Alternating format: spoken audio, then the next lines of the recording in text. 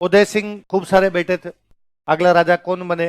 तो उदय सिंह की एक रानी थी, उसने कहा भाई उसकी रानी की उदय सिंह से ठीक बनती थी, तो उसने कहा मेरे बेटे को बना दो। तो उदय सिंह ने अपने उस बेटे को राजा घोषित कर दिया जगमाल, जबकि सबसे बड़ा जो बेटा था वो था महाराणा प्रताप। सबसे बड़े तो प्रताप, लेकिन राजा प्रताप को नहीं बना, किसको बना दिया गया? किसको बना दिया? इसका मतलब जगमाल की मम्मी की उदय सिंह से ठीक बनती है, तो जगमाल की मम्मी राजा किसको बनवा गई? जगमाल। राजाओं के टाइम में एक रिवाज हुआ करता कि जो बेटा अगला राजा बनेगा वो पिता के अंतिम संस्कार में भाग नहीं लेगा। अंतिम संस्कार समझते हो? जलाने के लिए लेके जाते हैं। हिंदू धर्म कहता है कि 16 संस्कार होते हैं। बच्चे का माँ के पेट में आना पहला संस्कार है, गर्भाधान। क्या है? बच्चा गर्भ के अंदर आ गया, वो कौन सा संस्कार है? पहला। और जब आपकी मृत्यु हो जाती है, जब जला के आते हैं, वो 16वां। जला के आते हैं वो 16वां। टोटल कितने हैं? 16। तो 16वां हो गया लास्ट, इसलिए उसको बोलते हैं अंतिम संस्कार। तो राजाओं के टाइम में रिवाज था कि जब अंतिम संस्कार होगा तो वो बेटा जो अगला राजा बनेगा वो अंतिम संस्कार में भागे, वो राज तिलक की तैयारी करेगा। 100 बात की एक बात है, राजा की सीट खाली नहीं रहनी चाहिए। राजा की डेथ हो गई, अगला बेटा जो राजा बनने वाला सीट पे बैठो भाई साहब, बाकी जला के आ जाएंगे, है ना। इस ये पद खाली नहीं होना चाहिए, हम जला के आ रहे हैं तब तक तू साफा वफा बांध के तैयार रहे, आते राज तिलक करेंगे तेरा, ठीक है। अब वहां पे जब अंतिम संस्कार गोगुंदा में छतरी है, तो अंतिम संस्कार भी कहां पर हुआ है? गोगुंदा। तो वहां पर अब जब मेवाड़ के राणा की डेथ हुई है तो अंतिम संस्कार में भाग लेने जनता आएगी खूब सारी, बड़े बड़े सामंत आएंगे, उदय सिंह की डेथ हुई। अब सारे लोग आए हुए, सब लोगों ने वहां देखा कि वहां प्रताप खड़े हैं। कौन खड़े? लोगों को बड़ा अजीब लगा, क्योंकि सबसे बड़े राजकुमार कौन थे? प्रताप। और संभावना भी थी कि अगले राजा कौन बनेंगे? प्रताप। ठीक है, वो तो अंदर ही उदय सिंह जी रानी के प्रभाव में आकर किसको बना के चले गए? जगमाल। सब लोगों में खुसर खुसर होने शुरू, ये क्या है, ये क्या है, प्रताप यहाँ कैसे, प्रताप यहाँ कैसे? तो रिवाज चेंज हो गया, जो बेटा राजा बनता है वो तो आता ही नहीं है। किसी ने आगे किसी का बड़े आदमी का पूछो जाके, ऐसे कैसे? जाके पूछा भाई तुम यहाँ क्या कर रहे हो, रिवाज चेंज कर रहे हो यार प्रताप, घर जाओ तुम। और अंतिम संस्कार में भाग नहीं लेते। और प्रताप ने कहा सॉरी, शायद आप लोगों को पता नहीं होगा, पिताजी मुझे राजा नहीं बना के गए, पिताजी राजा किसको बना के चले गए? जगमाल। तो आप देख लो, जगमाल यहाँ नहीं, हमने कोई रिवाज तोड़े नहीं, जगमाल घर पे। मैं अब राजा बन ही नहीं रहा तो मैं तो आऊंगा पिता के अंतिम संस्कार में। और लोगों ने कहा भाई ये क्या तरीका हुआ? इस समय जब मेवाड़ संकटों में घिरा हुआ है, इस समय जब मेवाड़ पर सबसे बड़ा दुश्मन अकबर आया हुआ है, उस समय मेवाड़ में योग्य राजा की आवश्यकता है। और उदय सिंह के पुत्रों में सबसे योग्य कौन है? प्रताप। सबसे बड़े भी कौन है? प्रताप। इसलिए कैसे हो सकता है कि प्रताप राजा ना अपने दूसरे लोग राजा बने? और सब लोगों ने सलुम्बर के राव की तरफ देखा, सलुम्बर के सामंत की तरफ देखा कि भाई मेवाड़ में राजा कौन बनेगा और कौन नहीं बनेगा, ये राजा तय थोड़ी करता है, ये तो सलुम्बर का सामंत तय करता है। और उस समय जो सलुम्बर के सामंत थे उनका नाम था कृष्णदास चुंडावत। चुंडा के वंशज, इसलिए क्या हो गए? चुंडावत हो गए। तो कृष्णदास चुंडावत थे, उनकी तरफ देखा, या कृष्णदास जी ये तो आपका अधिकार है। कृष्णदास जी ने कहा बाकायदा ये मेरा अधिकार है। उदय सिंह कौन होते हैं कहने वाले कि कौन राजा बनेगा और कौन राजा नहीं बनेगा? ये तय मैं करूंगा, और मैं आज यही इसी समय यहीं पर तय कर रहा हूं अगला राजा कौन होगा। और मेवाड़ की जनता ने नारे लगा दिए, हमारा राणा कैसा हो, महाराणा प्रताप। प्रताप हमारे वे राजा हैं जो अपने बाप द्वारा नहीं चुने गए, जनता द्वारा चुन लिए गए। ये राजतंत्र में लोकतंत्र है, ये डेमोक्रेसी है। आज चुनती है जनता, आज हम चुनते हैं हमारा राजा कौन होगा। हमारा राजा भजनलाल जी है, देश के राजा मोदी जी हैं, किसी राज्य के मुख्यमंत्री दूसरे, जनता ने चुना, हमने वोट दिए, वही तो लोग बैठे हैं इस सीट के ऊपर। उस समय तो ये नहीं होता था। उस समय तरीका क्या था? या तो बाप बना के जाए, या तलवार के जोर पे कोई किसी को हटा के बन जाए। प्रताप वो है जिनको जनता बना रही है। इसका मतलब यह है कि प्रताप राजा बनने से पहले भी जनता में कितने लोकप्रिय रहे होंगे। तो एज ए प्रिंस जब रहे होंगे, एज ए राजकुमार जब रहे होंगे, तभी जनता में लोकप्रिय है कि जनता बगावत कर गई कि पहले वाले राजा के ऑर्डर को हम फॉलो करेंगे। वरना उस समय यह था कि राजा जो कर गया यार, आप और मैं कौन होते हैं कहने वाले। राजा ने कहा जगमाल बनेगा तो जगमाल, राजा ने कहा तीसरा कोई बनेगा तो तीसरा कोई। पर यहां जनता करिए ना, राजा कहे कि गया होगा जगमाल बनेगा, लेकिन हम किसको मानते हैं? तय हो गया। वहां से अंतिम संस्कार के बाद महाराणा प्रताप कंधों पे उठा के लाए, नारे लगाते हुए आए। जगमाल इधर साफा वाफा बांध के तैयार बैठा। जगमाल ने छोड़ो नारे लग रहे, उसने बाहर आकर नारे ढंग से लगाओ। क्या नारे लगा रहे हो? नारे लगाओ हमारा राणा कैसा हो, महाराणा जगमाल जैसा हो। कृष्णदास चुंडावत ने जगमाल का हाथ पकड़ा, सीट से उठाया, प्रताप को वहां बिठा दिया। तो प्रताप का राज तिलक गोगुंदा में किया गया। अच्छा, राज तिलक तो उसी दिन हो जाता जिस दिन राजा की डेथ हुई, पर उसका फंक्शन बाद में करते। राज तिलक का फंक्शन जो था वो बाद में। फंक्शन मतलब बाकायदा यज्ञ होगा, पंडित जी बैठेंगे, स्वाहा मंत्र बोलेंगे खूब सारे, फिर तिलक विलक निकाले जाएंगे, वो कार्यक्रम बाद में होता। तो वो जो कार्यक्रम होता वो होता राजधानी में। कहां पर होता? पर राज तिलक तो जहां पर आप हो वहीं पर हो जाए, लेकिन बाद में राज तिलक का फंक्शन कहां पर होना चाहिए?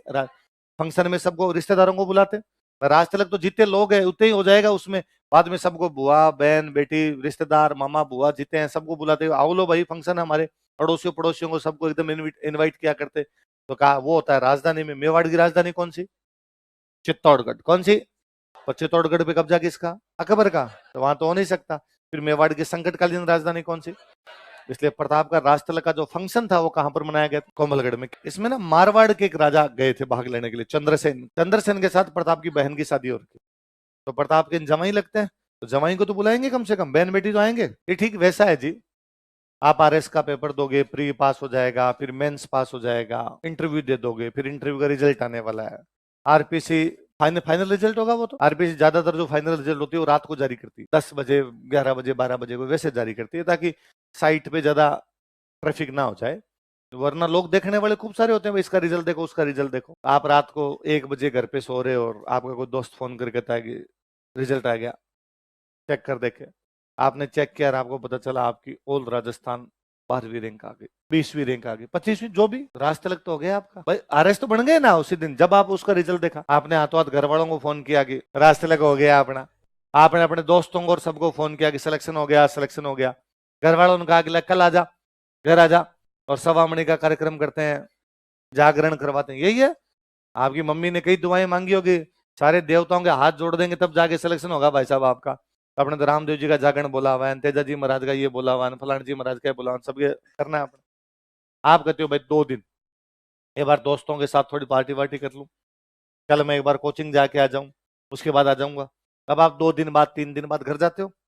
घर जाते हो तो घर वाले उस दिन फंक्शन करते हैं, वो राज तिलक समारोह भाई। उस 1.25 महीने का तो आपने उसको 1.25 महीने का देते हैं बेसिकली।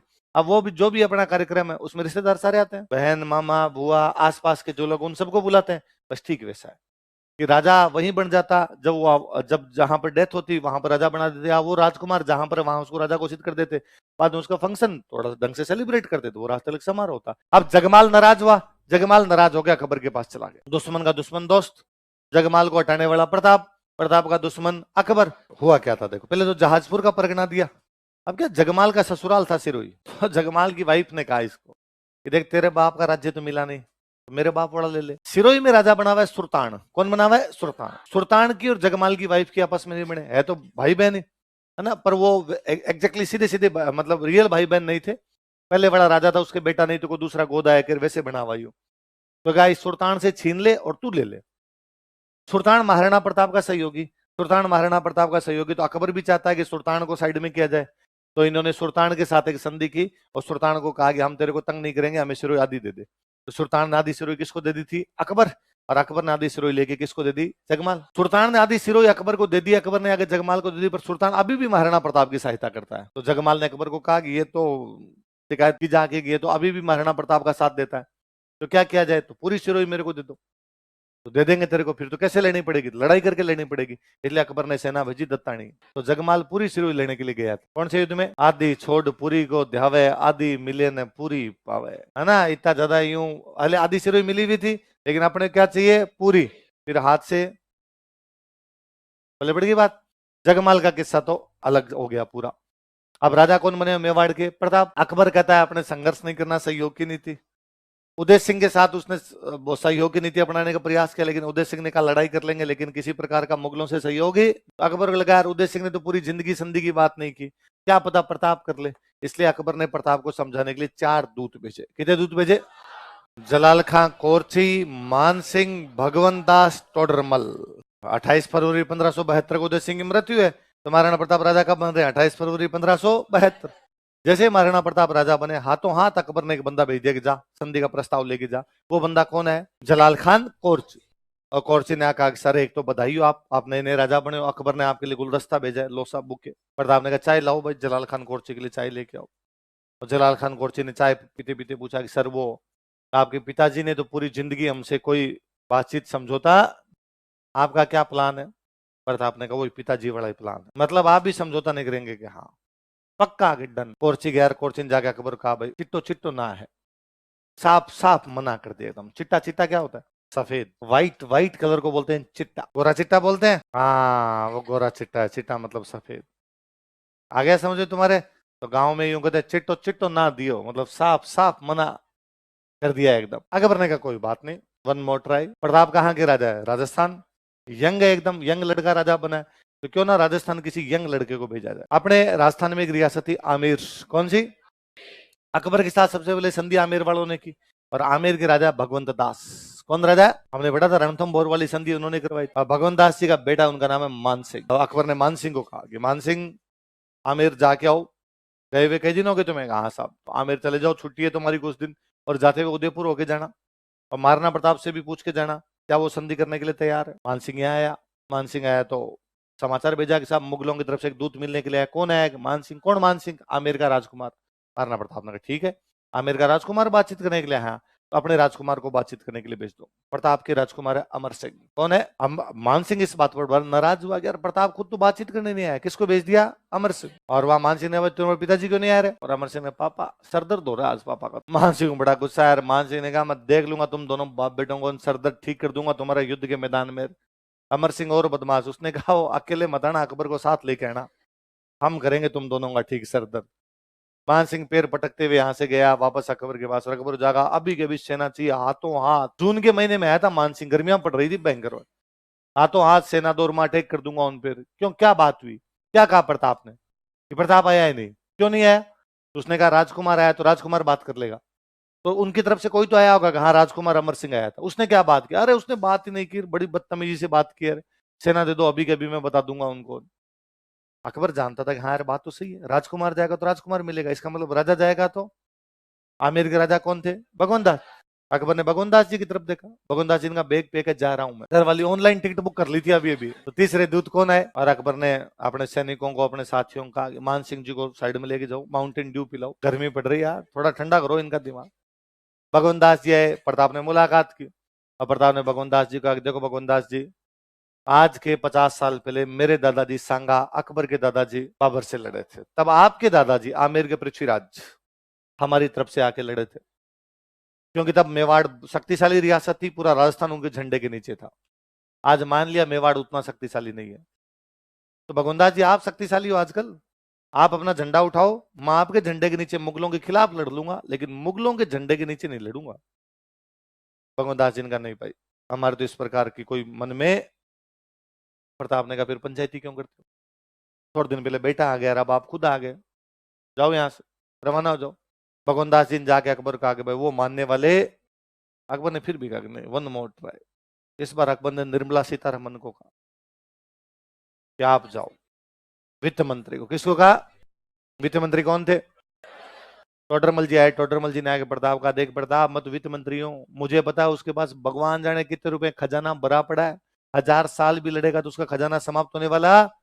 तुम छोटी सी रियासत रुपए कहां से लाओगे? उससे लड़ोगे, अकबर से लड़ोगे, जिसमें तेरा घाटा उसका तो कुछ नहीं जाता। और प्रताप ने कहा टोडरमल जी वो बिस्किट लो चाय के साथ, अकेली चाय एसिडिटी कर देती है। चाय वाय पी टोडरमल जी ने, फिर कहा टोडरमल जी सुनो, जाके कहना अकबर से कि लड़ाई की तैयारियां कर ले, हम लड़ेंगे। और वो क्या क्या क्या कह रहे थे, आप रुपए कहां से लाएंगे? मेवाड़ के भामाशाह मरे नहीं है, रुपए कहां से लेके आ जाएंगे, आप तो लड़ाई की तैयारियां कीजिए। कुल मिला के 4 आदमी भेजे, चारों के जो प्रस्ताव थे उनको प्रताप ने क्या कर दिया? ये दिखाता है प्रताप स्वाभिमानी है। प्रताप क्या है? चारों डिनाय किए। अकबर ने बार बार प्रयास किए, उसने कहा नहीं अपने संघर्ष नहीं करना, अपने तो क्या नीति है, सहयोग करना, ये कोई सहयोग नहीं, तुम तुम्हारे घर में रहो, हम हमारे घर के अंदर है, आपस में कोई पंचायती नहीं। जब संधि के सारे प्रस्ताव अस्वीकार कर दिए जाएंगे फिर क्या होगा? युद्ध होगा। इस बार वही युद्ध हुआ जिसको आप तीसरी क्लास से पढ़ते आए थे, हल्दी घाटी। हाकिम खान सूर है, अफगानों की सेना लगी, उन्होंने कहा मैं सबसे आगे लड़ूंगा, इन मुगलों ने हमारा राज्य समाप्त किया। तो कृष्णदास चुंडावत के साथ गए, हरावल में एक और कोई बंदे लड़ रहे थे, तो वो कौन थे? बड़े बहादुर आदमी रामसा तोमर, बड़े बुजुर्ग आदमी थे। रामसा तोमर इस युद्ध में काम आए थे, इनके 3 बेटे काम आए थे, शालीवाहन सिंह, प्रताप सिंह और भवानी सिंह। रामसा तोमर के बेटे की शादी हो रखी थी महाराणा प्रताप की बहन के साथ, तो रिश्तेदार भी लगते थे। और तोमरों के पास ग्वालियर था पर मुगलों ने छीन लिया था, तो मुगलों से दुश्मनी भी थी, तो उनको लगा रिश्तेदारों का भी साथ दे देंगे, दुश्मनी का बदला लेने का मौका मिलेगा। और ये डिसीजन कि अपने हल्दी घाटी में लड़ेंगे, ये भी रामसा तोमर का ही है। हल्दी घाटी दर्रा है, एक पहाड़ियां हैं दो तरफ, एक तरफ है खमनोर की पहाड़ियां, कौन सी पहाड़ियां? एक तरफ है गोगुंदा की पहाड़ियां, उनके बीच का जो दर्रा, दर्रा समझ गए पास, उनके बीच का जो दर्रा, उस दर्रे का नाम क्या है? हल्दी घाटी। क्या नाम है? मुगलों की सेना ज्यादा थी, इनकी सेना कम थी, मुगलों लगभग 1.5 गुना। ये 3-1 हजार के आसपास फौजी थे, मुगल 5,000। मेवाड़ वालों के पास कितने थे? 3,000। कितने सैनिक थे? 3। मुगल कितने? डबल हो गए, लगभग डबल थे। तो इनका ये था कि नहीं यार, मुगलों को दर्रे में आने दो और दर्रे के अंदर लड़ेंगे, क्योंकि दर्रे में पूरी सेना एक साथ नहीं आ सकती, सेना थोड़ी थोड़ी आएगी और थोड़ी थोड़ी आएगी तब मारेंगे। तो कहा ठीक है। तो ये राम साथ तोमर का प्लान था कि अपने इधर बैठ के लड़ लेते हैं, यहाँ पे बैठ के लड़ते हैं। मानसिंह पहला यही युद्ध है जिसमें सेनापति बनाया गया। इससे पहले मानसिंह किसी भी युद्ध के अंदर सेनापति नहीं। अब भाई जैसे इस शुरुआत के अंदर लड़ाई शुरू हुई, मेवाड़ वालों का प्लान ये था कि मुगलों की सेना इधर से घुसेगी अंदर इस दर्रे के अंदर, एक तरफ से इधर खमनोर की पहाड़ियां, एक तरफ से इधर गोगुंदा, यहाँ से वो नदी निकल रही है आपकी बनास। तो इनका प्लान ये था कि इधर से सेना घुसेगी, अपने यहाँ खड़े और यहाँ इनको मारेंगे। और शुरुआत में जैसे मुगलों की सेना घुसी, मेवाड़ वालों का हमला इतना भयंकर था कि मुगल वापस भागे। उनका एक इतिहासकार है अब्दुल कादिर बदायूनी, क्या नाम है? आपने टोंक में एक जगह पड़ती है टोडा, कौन जगह है? टोडा। टोडा का रहने वाला था, अकबर के दरबार का राइटर था एक बदायूनी। वो इस युद्ध के अंदर खुद आया हुआ था लड़ने के लिए। वो कहता है कि शुरुआत का हमला इतना भयंकर था कि हमारी सेना बनास के पास पास में 10 मील भागी है, खूब दूर तक, 5-1 कोस तक पीछे भागते भागते हम वापस गए। तो बदायूं कहता है मेरे तो ये नहीं समझ में, मैं पीछे खड़ा था। तो बदायूं कहता है जब हमारी सेना भागने लगी तो मेरे ये नहीं समझ में आ रहा था कि तीर कहां चलाऊं, क्योंकि हमारी सेना, मैं पीछे खड़ा हूं, हमारी सेना वापस मेरी तरफ ही आ रही है और उनके पीछे मेवाड़ वाले आ रहे हैं। अब मेरे को मेवाड़ वालों को मारना है, पर मेवाड़ वाले आ रहे हैं, उधर से हमारे वाले भी आ रहे हैं। तो मैंने मेरे पास में जो सेनापति खड़ा था आसफ खान, उससे पूछा तीर कहां चलाना है। आसफ खान ने कहा आंखें बंद करके चला, हिंदू मरेंगे दोनों साइड से, क्योंकि आगे आगे सेना थी वो मानसिंह वाली थी। तो वो जो वापस लौट रहे हैं वो भी मानसिंह के साथ वाले सैनिक, उनमें भी ज्यादातर कौन थे? हिंदू। पीछा करते हुए कौन आ रहे हैं? मेवाड़ वाले, उनमें भी ज्यादातर कौन थे? हिंदू। तो अब बदायूं नहीं कहता आपने तो भाई साहब आंखें बंद करके तीर चलाने शुरू किए, पर थोड़े चलाए इतने में हमें भी भागना ही पड़ा। तो इनकी सेना खूब भागी, ये सेना भागी तो मेवाड़ वाले इस सेना का पीछा करते हुए आगे। ऐसे पीछा करते हुए आएंगे तो आप घाटी क्रॉस कर जाओगे। तो घाटी क्रॉस करते हैं, यहाँ मैदान है। अब युद्ध मैदान में हुआ, इस मैदान का नाम है बादशाह बाग। पहले घाटी में लड़ाई चल रही है, हल्दी घाटी के अंदर, बाहर निकलते मैदान है, मैदान का नाम क्या है? बादशाह बाग। उस बादशाह बाग में अच्छा, जब इनकी सेना भाग रही थी ना, तब इनके एक फौजी थे, उनका नाम था मिहत्तर खां, मुगलों के एक फौजी है। क्या नाम है? उसको बेचारे को बड़ा बुरा लगा कि अरे यार अपनी सेना तो बुरी तरीके से भाग रही है। तो मिहत्तर खां ने पीछे खड़ा था, उसने हल्ला मचाना शुरू किया, अरे भागो मत, अकबर आ रहा है, भागो मत, अकबर आ रहा है। तो जैसे लोगों ने ये सुना, लोग थोड़े खड़े हुए, कारण यदि अकबर आ रहा है पीछे से तो अकेला तो आएगा नहीं, सेना लेके आएगा। तो एक तो पीछे से कवर मिल रहा है अपने को, दूसरा डर भी लगता है, अकबर आया पता चला भाग गए, मालिक आगे भाई साहब वो करेगा। तो सेना थोड़ी लड़ने लगी। तो कोई पूछेगा कि किसने मुगलों की भागती हुई सेना को रोकने का प्रयास किया था? तो अकबर आने की झूठी सूचना दी थी, अकबर आया नहीं था। अब जैसे मैदान में लड़ाई होने लगी ना, तो महाराणा प्रताप इधर अपने घोड़े पर बैठ के लड़ रहे हैं, सामने मान सिंह अपने हाथी पे बैठ के लड़ रहा है। मान सिंह के पास जो हाथी है उसका नाम है मर्दाना। क्या नाम है?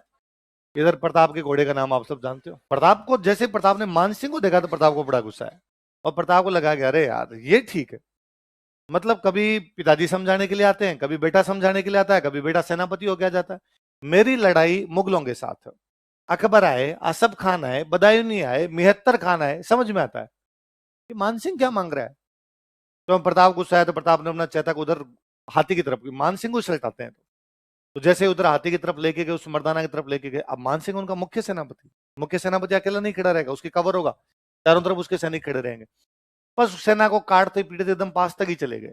तो मानसिंह के ठीक आगे, मानसिंह का जो निजी अंगरक्षक, पर्सनल बॉडीगार्ड जो होता है भाई, एक सबसे आगे ये खड़ा रहेगा, पहले ये बचाएगा आपको, उसका नाम था बहलोल खान। क्या नाम था? और बहलोल खान भाई साहब डाकी टाइप का आदमी, आप देख लो कि मेरे जो यहां से उसके यहां से थे ना, उस टाइप का आदमी था। और बहलोल खान आगे आगे खड़ा है एकदम, घोड़ा लेके, अपने तलवार उलवार लेके एकदम खड़ा हुआ है। मतलब जब तक आप बहलोल खान को नहीं मार दोगे तब तक मानसिंह तक पहुंचा अजय प्रताप। उधर चेतक पे अपना उधर से घोड़ा लेते हुए आ रहे हैं, उन्हें एक हाथ में चेतक की लगाम पकड़ी हुई, लगाम समझ गए, और से दूसरे हाथ में उनके तलवार है। चलते घोड़े पे बहलोल खान के तलवार मारी, बहलोल खान को बीच में से काटा है, पूरा का पूरा बहलोल खान यूं चीर दिया गया था। किसी कवि ने कहा कि जरासंध बहलोल के वध में यह व्यतिरेक, भीम कियो तो भुज नते पातल ने कर एक।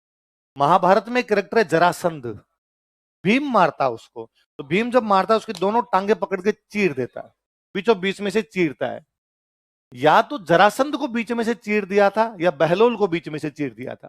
जरासंध को चीरा था भीम ने और बहलोल को चीरा था प्रताप ने, पर अंतर है, जब जरासंध को भीम ने चीरा था तब भीम ने दोनों हाथ लगाए थे, प्रताप का तो हाथ एक लगा। भीम कियो दो भुज न थे, भीम ने दोनों भुजाओं का प्रयोग किया था, पातल ने कर एक, लेकिन पातल यानी प्रताप ने कितने हाथों का प्रयोग किया। चेतक बड़ा समझदार घोड़ा था, बहलोल को मारने के बाद जैसे मर्दाना के पास गए, वो हाथी ऊपर होता है, घोड़ा नीचे होता है, तो आप लड़ोगे कैसे? कहते चेतक ने अपने अगले दोनों पैर हवा में उठाए और हाथी की सूंड भी टिका दी। अब आप ऊंचे हो जाओगे। तो प्रताप के पास भला था, कहते हैं उन्होंने मान सिंह पर भला मारा। और मान सिंह समझदार सेनापति है, हाथी में बैठने की जगह होती है, उसको बोलते हैं होदा। क्या बोलते हैं? मान सिंह उस होदे में नीचे होता है, भला ऊपर से निकल जाता है। प्रताप को ये लगा भाई चलते युद्ध में आप यूं भला मारते हो, लगा भाई ठीक है भला अपना सटीक लगेगा, मान सिंह बच जाता है। जैसे चेतक अपने पैर नीचे उतारने लगा तो मान सिंह पहले से अपने हाथी की सूंड में एक चाकू लगा के लाया था। तो जब चेतक अगले पैर उतार रहा था अपने वापस, उसके पैर कट गए, खुर खुर कट गए। खुर समझते हो? नाखून जो आगे, मैं कहता हूं अपना यदि नाखून काटते समय थोड़ा सा एक्स्ट्रा कट जाए साइड से, कहीं से आगे पीछे से कहीं से, 3 दिन तक जब रोटी खाते हैं तो ऐसे खाते हैं, वो अंगुली टच नहीं होने देते। और सर्दियों का टाइम हो, रजाई में भी कहीं यूं लग जाए, बड़ा अजीब सा लगता है ना। 2-3 दिन तक वो हाथ, जबकि अपने खुद के हाथ से कटा हुआ है, थोड़ा सा ही साइड से कटा है, पर फिर भी बड़ा अजीब होता है। तो बेचारे घोड़े के तो अगले दोनों खुर ही गए। अब चेतक से चला नहीं जाए, कैसे चले? सिंपल सी बात है, आपका नाखून अभी को निकाल दे, पकड़ के खींच ले कोई, भाई साहब बारे तौबा करो, आप इतने मरमुरा जाए अपने तो वो चला नहीं जाए। प्रताप को लगा कि यार घोड़ा इतनी देर तो बड़ा सही ढंग से काम कर रहा था, अचानक घोड़े की क्या हुआ? देखा तो उसके दोनों वो काम ही करने बंद हो रखे थे, खुर थे ही नहीं। तो प्रताप अपने घोड़े को जैसे तैसे करके बाहर निकालते हैं। मेवाड़ में रिवाज था कि राजा किसी भी कारण से बाहर जाए तो युद्ध को लीड कोई ना कोई झाला करेगा, सादड़ी का झाला। कहां का? पिछली बार जो सादड़ी का झाला था वो था झाला अज्जा। कौन था? इस बार था झाला बिद्दा, या उसी का नाम कई जगह अपने को मिलता है झाला मान। तो जब प्रताप युद्ध भूमि से चेतक को लेके बाहर निकलते हैं, बाहर जाते ही चेतक की मृत्यु हो जाती है। चेतक की छतरी जहां पर बनी उस जगह का नाम है बलीचा। मुगलों को भयंकर नुकसान हो रहा था। मान सिंह समझदार है, मान सिंह को समझ में आ गया कि मरेंगे, जिसमें डाउट नहीं है। उसने अपनी सेना पीछे डाली, वापस निकलते हैं यहाँ से, गोगुंदा चले गए। वो कहाँ चले गए वापस? गोगुंदा। कहते हैं मुगलों की सेना गोगुंदा चली गई, तो भी मुगलों को डर, युद्ध में तो बच के आ गए, रात को मारेंगे अजमेवड़ी। इसलिए कहते हैं मुगल पूरी रात जागते रहे थे। और मान सिंह ने चारों तरफ चार दीवारी करवाई कि अचानक कोई हमला नहीं कर जाए, मसाले जला जला के रखी पूरी रात। फिर वहां से धीरे धीरे धीरे धीरे अजमेर की तरफ आते हैं वापस। तो जब वो वापस गोगुंदा से अजमेर की तरफ निकलते हैं तो बदायूं लिखता है कि हमारा आना दुबर कर दिया था। जून का महीना था, गर्मी पड़ रही थी, एक तो गांव वाले पानी भी नहीं पिलाते थे, दूसरा भीलों के गांव थे, बीच में पता नहीं कहां से हमारा अनाज आ रहा होता, लूटपाट करके भाग जाते। तो न हमारे पास अनाज पहुंच रहा, न हमारे पास पानी पहुंच रहा। जैसे तैसे करके वापस आए, अकबर के पास गए। अकबर ने जाते मान सिंह आसफ खान से पूछा कि वो पकड़ लाए प्रताप को? Sorry sir. तो मार दिया क्या? Sorry sir. तो संधि कर ली उसने? Sorry sir. तो युद्ध हरा दिया? कि सॉरी सर। तो अकबर ने कहा तो क्या सोच के आए थे कि सरदार खुश होगा, इनाम देगा? आज के बाद दोनों मान सिंह और आसफ खान मेरे को दरबार में दिख गए, मैं टांगे तोड़ दूंगा, इधर आसपास भी दिखने नहीं चाहिए। तो उसने मान सिंह आसफ खान दोनों को दरबार से बाहर निकाल दिया था। और अकबर को बड़ा गुस्सा है, उसने कहा यार तुम हार के कैसे आ सकते हो, मुगल सेनापति हो तुम। मान सिंह ने कहा अरे सुनो सही, कोई नहीं सुनना, मैं जाता हूं, मैं पकड़ के दिखाता हूं तुम्हें कैसे पकड़ के लाते हैं। जून के अंदर मान सिंह और आसफ खान हार के गए, अक्टूबर में अकबर खुद आ गया। इसका मतलब बादशाह की मिर्ची भयंकर ही लगी है। उसका ईगो हर्ट हुआ कि अरे यार अपनी सेना की हार के आ गई, मैं खुद जाऊंगा और मैं खुद उनको पकड़ के लेके आऊंगा। प्रताप ने वापस प्लानिंग करके तैयार बैठे हैं पहाड़ों के अंदर कि तू आ, पहाड़ों में आ। अकबर पहले उदयपुर पे कब्जा करता है। कहां कब्जा करता है? उदयपुर खाली पड़ा था, उदयपुर पे कब्जा करता है। उदयपुर पे कब्जा करके उदयपुर का नाम बदलता है, नाम बदल करता है मुहम्मदाबाद। अब यहां बैठ के अकबर अपनी सेना भेजे, जाओ प्रताप को पकड़ के लाओ। सेना बेचारी जाए पहाड़ों में लूट पिट के वापस आ जाए, या तो भील ही लूट ले, या मेवाड़ वालों को कहीं से पता चले वो अटैक करके मार मुड़ दे। थोड़े बहुत बच्चे बेचारे भाग के आए। डेली असफल असफल असफल। अकबर ने एक दिन पूछा, रे क्या है ऐसा, तुम मुगल हो, तुम क्यों नहीं पकड़ पा रहे प्रताप को? उन्होंने कहा साहब मुगल हैं, गूगल थोड़ी है, हमें रास्ते थोड़ी पता है यार, पहाड़ है, अगला लोकल बंदा है वो जानता है रास्ते कौन से नहीं। हम किसी रास्ते से जाते हैं वो पहले से तैयार मिलते हैं, छोटे छोटे रास्ते हैं, पूरी सेना जा नहीं सकती। फाइनली अकबर के समझ में आया कि गलती कर गए। अकबर चुपचाप यहां से चला जाता अपने 2 बंदों को उदयपुर में छोड़ के, तुम संभालो इसको। एक तो मान सिंह के अंकल थे, मान सिंह के अंकल का नाम है जगन्नाथ कछवाहा, एक बंदा था उसका नाम है फखरुद्दीन। जैसे अकबर पहुंचा, मान सिंह और आसफ खान सामने मिल गए। उनका वो पीछे जो ला रहे वो प्रताप है क्या, पकड़ लाए क्या? अकबर ने कहा कल से दोनों दरबार में आ जाना चुपचाप। तो क्या हमने यार पहले ही कहा था पार नहीं पड़ रही वहां पे, तू ही कह रहा था शक्तिमान हो रहा था, खुद जाऊंगा और पकड़ के लाऊंगा। अब क्या किया जाए? इस बार फिर सेनापति चेंज किया इन्होंने, एक नया सेनापति भेजा, शाहबाज खान। किसको भेजा? और शाहबाज खान को कहा कि शाहबाज खान तुम जाओ और प्रताप को पकड़ के लाओ, और यदि प्रताप को पकड़ नहीं पाओ तो मुझे मुंह मत दिखाना कभी। शाहबाज खान ने कहा पक्का सर, पकड़ के लाऊंगा। और शाहबाज खान ने पता लगाया साहब प्रताप है कहाँ पे, पता चला प्रताप कुंभलगढ़ के किले में। कहां पर है? और शाहबाज खान ने कुंभलगढ़ पर 3 अटैक किए, 77, 78 और 70। फिर वो चुपचाप पंजाब चला गया, मुंह नहीं दिखाना था ना। अकबर को लगा यार सेनापति चेंज करते हैं। अकबर ने वापस एक सेनापति चेंज किए। वो सेनापति आगे एक जगह पर बैठ गए, उस जगह का नाम है शेरपुर, वहीं उदयपुर में एक जगह है। इस बार जो सेनापति आए थे ना, उनके आपने दोहे पढ़े हैं, रहीमन धागा प्रेमकार मत तोड़ो छिटकाए, टूटे से फिर जुड़े नहीं जुड़े गांठ पड़ जाए। अब्दुल रहीम को भेजा कि रहीम जी जाओ और जाके प्रताप को पकड़ के लाओ। रहीम जी प्रेम के दोहे बोलने वाले आदमी। रहीम जी ने कहा यार क्यों फालतू में लड़ाई दंगे में क्या पड़ा है। और रहीम जी आगे चुपचाप बैठ गए शेरपुर, लड़ाई की नहीं। वहां उदयपुर में लोकेशन लेके बैठे, दिन में शिकार खेलने के लिए जाते हैं, शिकार करके लाते हैं, शाम को खा पी के सो जाते हैं। और 7-8 दिन में अकबर के पास लेटर लिख के भेज देते हैं कि प्रताप को पकड़ने के लिए सेना गई थी, बाल बाल बच के, अगली बार पकड़ लेंगे। अकबर कहता well try keep it up, well played bro, खेलते रहो ऐसे कैसे। क्योंकि अकबर ये तो कह नहीं सकता ना भाई क्यों नहीं पकड़ पाए। अकबर यदि कह दे क्यों नहीं पकड़ पाए तो रहीम जी वापस लेटर लिख दे, भाई मान सिंह, आसफ खान, तू और शाहबाज खान चारों मिलकर बता दो, जैसे तुमने पकड़ा था वैसे हम पकड़ लेंगे। तो अकबर बेचारा ये कहता रहा कि वेरी गुड, सही चल रहा है एकदम, लगे रहो तुम तो। एक दिन महाराणा प्रताप के बेटे हैं अमर सिंह, क्या नाम है, वो कोई उधर से निकल रहा जिधर मुगलों के कैंप, और देखा कि मुगलों के कैंप तो सुनने पड़े, मुगलों के कैंप में कोई दिखाई नहीं दे रहा। ताकि आवाज लगाए भाई रहीम जी कहां पर है। अंदर से महिलाओं की आवाज है कि रहीम जी शिकार करने के लिए बाहर गए हैं। तो कोई पुरुष हो तो बाहर भेजो, हमें बातचीत करनी है। देखा कोई पुरुष नहीं, सारे के सारे शिकार के लिए बाहर चले गए। अमर सिंह ने कहा सच्ची, तुम सारी बाहर आ जाओ, गिरफ्तार कर लाया वो सारी महिलाओं का, फॉलो में। आगे महाराणा प्रताप देखा कि अमर सिंह आ रहा है, पीछे पीछे महिलाएं आ रही है, रोती हुई बेचारी डाकी कहां लेके जा रहा है। और वो अगर चुपचाप लाइन में एक सिंगल लाइन में। प्रताप ने पूछा अरे कौन है, कहा वो मैं देख लूंगा मेरे हिसाब से। अरे बताओ तुम कौन है ये महिलाएं। क्यों रहीम जी है ना, कि हाँ वो शिकार करने के लिए गए हुए थे, तो मैं कर लाया आज। और प्रताप को पता चला, प्रताप ने कहा नहीं बेटा ये तरीका गलत है, युद्ध सैनिकों से होता है, महिलाओं और बच्चों से नहीं, है ना। उन महिलाओं को सबका डरने की कोई आवश्यकता नहीं है। चाय पानी लाओ भाई इनके लिए, तुम मेरी बहन के समान हो, कोई चिंता की आवश्यकता नहीं, जैसा तुम्हारा वह घर है वैसा ये घर है, आराम से खाना पीना करो, अभी थोड़ी देर में तुम्हें छोड़ दिया जाएगा। किसी राजा का नैतिक चरित्र है। युद्ध के माहौल में दुश्मन की महिलाओं और बच्चों को भी उतनी सुरक्षा प्रदान करवानी, ये प्रताप का चरित्र है। इसलिए प्रताप आज दिन तक जाने जाते हैं। आप कई बार इसलिए नहीं जाने जाते कि आपने बहुत बड़े बड़े युद्ध लड़े, आप कई बार इसलिए नहीं जाने जाते कि आपने बहुत बड़े बड़े युद्धों में जीत हासिल की, आप कई बार इसलिए जाने जाते हो कि आपने लोगों को टच किया है।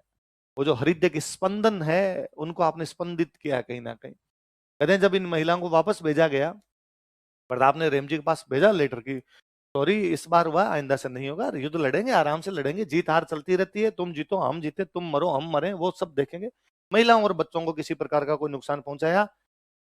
तो रहीम जी की आंखों में आंसू आ गए थे।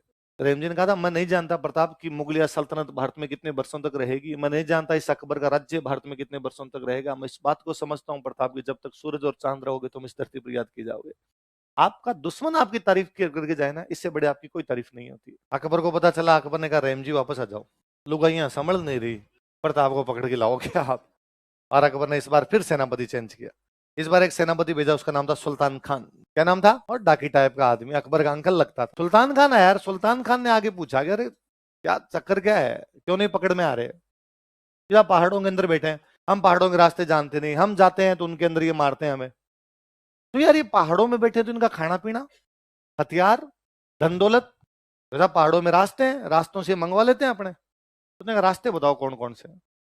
बताया कि साहब एक उदयपुर की तरफ से रास्ता आता है देबारी, एक डूंगरपुर की तरफ से रास्ता आता है देवल, एक पाली की तरफ से रास्ता आता है देसुरी, और एक राजसमंद की तरफ से रास्ता आता है दिवेर। इनके पहाड़ों में चारों तरफ से नाड़ है। नाड़ नाड़ मतलब है ना रास्ते, देबारी की नाड़, देसुरी की नाड़, दिवेर की नाड़, नाड़ बनी हुई है, रास्ते बने हुए, उनके अंदर से सप्लाई आती है इनकी।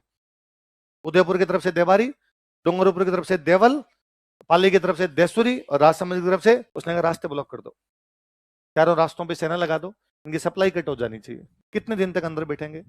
एक दिन बाहर आना ही पड़ेगा भाई साहब। अपने बैठे हैं आराम से, अपने कौन सा अभी हाथों हाथ पकड़ना है, लंबा चलते हैं, लंबा खेलते हैं इस बार। और कहा सबसे महत्वपूर्ण दर्रा कौन सा है, का दिवेर। क्यों दिवेर क्यों महत्वपूर्ण है? क्योंकि दिवेर अजमेर की तरफ से आता है, तो मुगलों की सप्लाई भी तो आएगी। मुगलों की फौज जब मेवाड़ में बैठी तो उनको भी तो सप्लाई मिलनी चाहिए ना कहीं से, तो उनकी सप्लाई कहां से आएगी? अजमेर। अब अजमेर से दिवेर वाले रास्ते से आती, यहां पर मेवाड़ वाले बीच में मुगलों की सप्लाई लूट लिया करते हैं। मिलेगा, इनकी सप्लाई तो आराम से पहुंचती है, अपनी सप्लाई को ये बीच में लूट लेते हैं। तो उसने कहा दिवेर में खुद बैठा हूं ताकि अपनी सप्लाई किसी प्रकार से रुके नहीं और इनकी चारों तरफ से सप्लाई रोकती जाए। उसने 4 जगह अपने मिलिट्री कैंप लगाए। मुगलों की स्ट्रेटेजी काम आई, चारों तरफ से प्रताप की सप्लाई कट। वास्तव में मेवाड़ वालों की हालत खराब, मेवाड़ वाले अंदर बैठे हैं, सप्लाई नहीं मिल रही कहीं से, जितना स्टॉक है उससे अपना काम चला रहे हैं। और बस यही है कि कहीं से यदि थोड़ा बहुत ही कोई मुगलों का सेना हटे तो वहां से सप्लाई अंदर मंगवाएं, लेकिन सेना हटने का नाम है। बीच में दशहरा आता है, दशहरा दशहरा होता है अपना, दशहरे पे अभी भी हथियारों की पूजा करते हैं। राजाओं के टाइम का सबसे बड़ा त्योहार ही दशहरा था, क्योंकि राजाओं की तो पूरी जिंदगी हथियारों पर टिकी हुई थी, तो हथियारों की पूजा करते। तभी ये राजस्थान में पॉपुलर हो गया ज्यादा कि अपने यहाँ राजाओं का राज रहा था। तो हथियारों में एक नियम है कि यदि आप हथियार की पूजा करते हो, जैसे तलवार है, तलवार को म्यान से बाहर निकाली, अब उसकी पूजा की। अब तलवार म्यान में तभी डाली जाए जब उसमें खून लगे, बिना खून लगे अंदर जाने ही नहीं चाहिए। मतलब आप भी आज भी गांव के अंदर जब तलवार की पूजा करते हैं तो अंदर डालने से पहले उसमें खून लगाते हैं। अब किसका खून लगाए, तब खुद का निकाल लेते हैं, अंगूठाइयों करके थोड़ा सा लगाया जाए पर उसमें खून लगाया जाता है। पहले यह था खुद का क्यों लगाए, दुश्मन का लगाए, मारेंगे किसी की जाके तलवार है। इसलिए दशहरे पे पक्का युद्ध होते थे, दशहरे के बड़े युद्ध होते ही थे दशहरे पे। कोई छोटा मोटा ही करके आते, राजा महाराजा करके आते कोई। अब इस बार बात आई कि साहब दशहरा आ गया, हथियारों की पूजा हुई, अब काम लेते हैं हथियार काम से, तो युद्ध किया जाए। तो हाँ साहब मुगलों के खिलाफ युद्ध किया जाए, तो कहाँ पे हमला करें? तो सबने कहा भाई, किसी ने कहा देबारी पे कर देते हैं, किसी ने कहा देसूरी पे कर देते हैं, किसी ने कहा देवल पे कर देते हैं। क्यों? क्योंकि वहां मुगलों की सेना थोड़ी कम थी। दिवेर का कोई नहीं करा क्योंकि दिवेर में सेना ज्यादा, दिवेर में सुल्तान खान खुद बैठा है। तो महाराणा प्रताप ने कहा भाई दिवेर पे क्यों नहीं, तो दिवेर पे एक तो मुगलों की सेना ज्यादा है, एक वहां पे सुल्तान खान खुद है, तो वहां पे रिस्क है। महाराणा प्रताप ने कहा रिस्क है, तो जहां मुगलों की सेना ज्यादा है वहां मुगलों में कॉन्फिडेंस भी तो ज्यादा होगा। ओवर कॉन्फिडेंस खतरनाक चीज होती है। जब तुम ये मान रहे हो कि अपने को हमला देबारी पे, देसुरी पे, देवल पे करना चाहिए, तो मुगलों के भी दिमाग में होगा कि यदि हम हमला करेंगे तो देबारी पे, देसुरी पे, देवल पे करेंगे। जब तुम ये मान रहे हो कि अपने को दिवेर पर नहीं करना चाहिए, तो मुगलों के भी दिमाग में होगा कि वो लोग दिवेर पर करेंगे, इसलिए दिवेर पे करते हैं। सर्जिकल स्ट्राइक है वो, पूरी मुगलों की फौज ही मार दी थी, जाने नहीं दिया था एक कोई, सबके सब मार दिए गए थे। महाराणा प्रताप वाला बेटा जो अमर सिंह है वो सुल्तान खान के भला मारता है तो आर पार निकाल देता है सुल्तान खान। अब ऐसा सुल्तान खान को मारा, उसके बाद या तो मुगल कोई भाग गए या मार दिए गए, अब कोई सेनापति आने के लिए तैयार नहीं। अब अकबर किसी सेनापति को जाओ प्रताप को पकड़ लो, उनका तेरा दिमाग खराब हो गया क्या, तू चाहता क्या भाई? अब तक गए उनमें से किसी की पार पड़ी नहीं, सुल्तान खान जैसा आदमी भेजा यार, उसको यूं लटकाया उन्होंने भाले पर, तो कोई नहीं जा रहा। अकबर ने कहा यार कोई नहीं जा रहा, फिर फाइनली कोई राजस्थान वाला तैयार हो ही जाता। मान सिंह वाले अंकर थे, जगन्नाथ कछवाहा कौन है उनका, मैं एक ट्राई करके देखूंगा, आप कर लो। तो 1585 में जगन्नाथ कछवाहा हमला करता है, ये मुगलों की तरफ से प्रताप पर अंतिम हमला है। इसके बाद में अकबर ने कोई भी हमला नहीं किया। प्रताप को बड़ा बुरा लगा कि यार तुम आमेर वाले मानोगे नहीं, कभी मानसिंह आता है, कभी पापा भगवंदास आते हैं, कभी अंकल आ जाते हैं। इस बार प्रताप ने आमेर पर अटैक कर दिया, तुम मुगलों का साथ देती हो, मैं तुम्हारे इधर ही करता हूँ। और इन आमेर वालों से एक जगह छीनी थी मालपुरा, ये टोंक में मालपुरा है, यहाँ तक इन जयपुर वालों की बाउंड्री लगती थी, ये छीन लिया था इनसे। तो अब आमेर वाले आने बंद हो गए, उन्होंने कहा भाई रे ये मालपुरा तो आ गया, अगली बार आमेर ही आ जाएगा। मुगलों ने कहा एक बार और जाओ, उनका ना तू ही चला जा। अब जब मुगलों की तरफ से अटैक होने बंद हुए तो अब प्रताप ने कहा अब अपने पहाड़ों में नहीं भाई, बाहर चलते हैं, बाहर जाके खेती शुरू करते हैं, बाहर चल के व्यापार शुरू करते हैं वापस, और अपनी एक राजधानी बनाते हैं, नई राजधानी बनाते हैं चावंड। कौन सी बनाते हैं? चावंड को राजधानी, उदयपुर में एक जगह पड़ती है चावंड, और यहाँ बैठ के उन्होंने मुगलों के जहां जहां कब्जे थे ना, वो कब्जे छुड़वाने शुरू किए। कि मान लो उदयपुर पे उनका कब्जा हो रखा है, कुंभलगढ़ के आसपास कहीं उनका कब्जा हो रखा है, वो सारे कब्जे छुड़वाए। फाइनली उनके पास 2 किले नहीं आ पाए थे, एक तो चित्तौड़ वो उनके पास नहीं आ पाया था, एक मांडलगढ़, 2 जगह को छोड़ के मुगलों के जहां भी कब्जे थे वो सारे के सारे छुड़वा लिए गए। फिर वही चावंड में 19 जनवरी 1597 को, कब की बात है, प्रताप की डेथ हो जाती है। वहीं पास में एक जगह बांडोली, वहां पर प्रताप की छतरी है, 8 खंबे हैं छतरी में। कितने खंबे हैं? 8। प्रताप की डेथ कब हुई? 97। अंतिम आक्रमण कब हुआ? 85। कब हुआ है? कितने साल तक अटैक नहीं हुए? इन 12 साल में अकबर ने अफगानिस्तान पर अटैक किया, कश्मीर पर अटैक किया, पंजाब पर अटैक किए, बंगाल, बिहार, उड़ीसा और साउथ इंडिया पर अटैक किया है। तो ऐसा क्या है कि नाक के ठीक नीचे मेवाड़ पर आप अटैक नहीं कर रहे, आप सब जगह अटैक कर रहे हैं? क्योंकि अकबर बेहद समझदार है, उसके समझ में आ गया था कि आरएस में पार नहीं पड़ेगी, पटवारी ग्राम सेवक देने पड़ेंगे। उसने बाकी सब जगह अटैक किए हैं, लेकिन मेवाड़ पर कोई अटैक ही। अच्छा, कोई कह सकता है कि सर उसका ध्यान और कहीं था इसलिए अटैक नहीं किया। उसने प्रताप के मरते ही अटैक कर दिया है। प्रताप की जैसे मृत्यु होती है, अगले राजा कौन बनते हैं? अमर सिंह। अकबर ने वापस फौज भेज दी है, पर अमर सिंह इस मामले में प्रताप से बढ़ गया था। उसने 1605 तक फिर अकबर को हराया। फाइनली 1605 में अकबर खुद मरता है ये सपना लेके कि मेवाड़ उसका हो जाएगा, लेकिन मेवाड़ उसका हुआ। मैंने बताया था कि मेवाड़ वालों के सबसे बड़े सहयोगी हुआ करते थे आपके बूंदी वाले। कौन थे? तो उसने 1569 में बूंदी पे अटैक किया था। आप याद करो, बूंदी का राजा सुरजन रणथंभौर के किले में बैठा है, किस साल की बात है वो? अब आप तीनों है ना, 1568 के अंदर चित्तौड़गढ़ मिलता है उसको, और 1569 में उसको क्या मिल जाता है? रणथंभौर। क्या मिल जाता है? तो दो बड़े किले उसके एक साथ हाथ में आ गए थे, चित्तौड़गढ़ और रणथंभौर। दोनों मेवाड़ वालों के थे। चित्तौड़ उसने मेवाड़ वालों से सीधा ले लिया, और रणथंभौर मेवाड़ वालों ने बूंदी वालों को दे रखा था, उसने बूंदी वालों से ले लिया, बूंदी वालों से संधि कर ली, उधर से ले लिया था। तो ये उनके अकबर की ये खूब स्ट्रेटजी रही कि मेवाड़ वालों के जो जो सहयोगी है ना उनको साइड में कर दिया जाए, और सहयोगियों को साइड में करके और बाद में इनको लिया जाए। इसलिए सुल्तान को भी राजी रखने का प्रयास करता है, और सुल्तान फिर इनका साथ देता है। बूंदी वालों को राजी करने की कोशिश करता है, पर बूंदी वाला राजा कर गया, तो बूंदी का एक राजकुमार फिर इनके साथ चला गया था। तो कहीं ना कहीं प्रताप ने गठबंधन खूब बना लिए थे आसपास में, इसलिए मुगलों की पारी नहीं पड़ी। अकबर ने जब कब्जा किया था ना उदयपुर पे 76 में, तो उसको पता चला कि डूंगरपुर बांसवाड़ा साथ देते हैं। प्रताप का साथ कौन देते हैं? तो वो यहां से उदयपुर में जगन्नाथ कछवा फखरुद्दीन लिखवाया अभी, उनको दोनों को छोड़ के खुद डूंगरपुर बांसवाड़ा जाता है। जैसे ही वहां पे अकबर पहुंचा, डूंगरपुर बांसवाड़ा वालों ने संधि कर ली कि हम लड़ाई नहीं करने, भाई संधि। और उसने कहा आज के बाद तुम महाराणा प्रताप का साथ नहीं दोगे? हाँ पक्का नहीं देंगे। अकबर यहां से दिल्ली जाता है, डूंगरपुर बांसवाड़ा वालों का मजाक कर रहे थे, प्रैंक था, हाथ हिला दो कैमरे की तरफ देख के एक बार, और वापस साथ दिया करते थे। तो इन्होंने बड़ी शानदार प्लानिंग से काम लिया था, और पूरा इलाका डूंगरपुर टच करता हुआ बांसवाड़ा, फिर आपका मेवाड़, फिर आपका मारवाड़, इसके आगे आपका जालोर, इसके आगे आपका सिरोही, इसके आगे ईडर, फिर आगे गुजरात आ जाता। ये पूरा इलाका मुगलों के लिए ब्लॉक कर दिया था। डूंगरपुर में एक राजा आस्करण, बांसवाड़ा में एक था प्रताप सिंह, मेवाड़ में महाराणा प्रताप खुद, मारवाड़ में चंद्रसेन, जालोर के अंदर एक ताज खान था, अफगान था वो, सिरोही के अंदर आपका सुल्तान, ईडर महाराणा प्रताप का ससुराल था नारायण दास। सब के सब ब्लॉक करके बैठे थे। मतलब हालत ये थी मुगलों की कि हज यात्रा होती है, हज यात्रा मक्का मदीना की जो यात्रा होती है उसको क्या बोलते हैं? हज। सूरत बंदरगाह से होती थी। कहां से शुरू होती? सूरत से जहाज रवाना होते, उधर सऊदी अरब की तरफ जाया करते थे।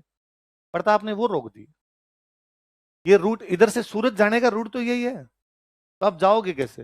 इसलिए अकबर बड़ा परेशान था। उसको बाद में लोग जाके कहते यार तेरे राज में तो हज यात्रा ही नहीं हो रही, तू बड़ा मुसलमान राजा घूमता है, और तेरे राज्य में इस रास्ते से जाना तो इस रास्ते से जा ही नहीं पाए, यहाँ तो दूसरे रास्ते से आओ और फिर इधर आके जाओ, और फिर इधर ये गुजरात के आसपास, मालवा के आसपास, भाई इतने दिनों तक आपको युद्ध करने हैं, युद्ध करने तो रुपए कहां से लेके आओगे?